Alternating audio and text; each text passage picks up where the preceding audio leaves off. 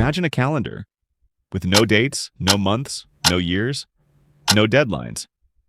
Just 365 empty boxes. Sounds useless, right? That's exactly what people thought, until tens of thousands of them started buying it. This is the story of the Analog, a minimalist calendar created by designer and entrepreneur Chris Guillebeau. A simple, date-free tool that somehow generated thousands of dollars in revenue and sparked a quiet productivity revolution. Let's rewind. Chris wasn't trying to reinvent the calendar. He wasn't a productivity guru, he was just tired. Tired of to-do lists, tired of apps, tired of feeling like no matter how much he planned, he never made real progress. One day, he sat down with a blank sheet of paper. No labels, no priorities, just space to write down what mattered each day. He realized he didn't need a complex system. He needed consistency, something analog, physical, simple. And then it hit him. What if a calendar didn't track time, but focus?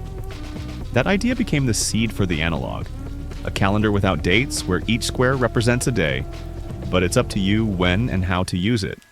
No pressure, no falling behind, just a gentle nudge to show up every day. He designed a sleek, high-quality version and put it up for pre-order. No flashy promises, no countdowns, just a humble message. A calendar for people who hate calendars. And people loved it. Within days, he had sold hundreds of units. Within weeks, thousands. No ads, no influencers. Just word of mouth, a strong email list, and a product that resonated with a very specific kind of person. The overwhelmed, overplanned, over-distracted doer. The pricing? Around $20 to $40, depending on the version. But here's the catch. This wasn't a planner. It wasn't a goal-setting system. It was more like a mirror. Each page asked, "What will you do today that matters?" People started using it in completely different ways. Artists used it to track creative hours. Entrepreneurs used it to log one big thing daily. Recovering perfectionists used it to let go of traditional schedules. It became a movement not because it was loud, but because it was quiet. It gave people permission to unplug, to stop racing the clock, to think instead of react. And the results were real. One customer said it helped her finally finish writing her novel, after 5 years of false starts.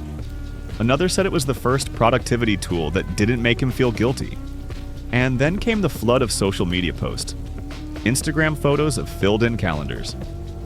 TikToks of people explaining their systems. YouTubers doing analog challenges. 30 days of mindful progress without apps. It caught the eye of publications like Fast Company and Wired. Not because it was high-tech, but because it was the opposite. Chris didn't just sell a product.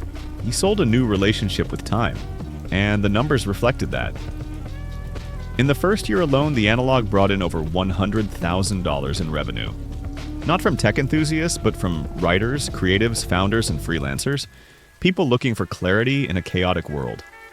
But here's the real genius. Chris didn't try to compete with traditional calendars. He did the opposite. He rejected the idea of deadlines, monthly goals, or productivity hacks, and by doing that, he stood out in a sea of sameness. What can we learn from his success? First, constraints can be powerful. By removing dates, he gave people room to focus on intention, not just time. Second, you don't need to solve every problem. Just solve one in a really thoughtful way. Third, you don't need to be loud to be successful. If your product makes people feel seen, they'll spread the word for you. And finally, people don't always want more features. Sometimes they want less. Less noise, less pressure, less complexity.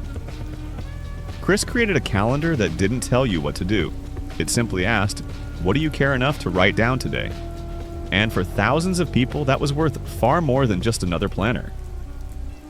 So next time someone tells you your idea is too simple, remember, someone made a fortune by removing all the dates from a calendar, and people paid thousands to get it.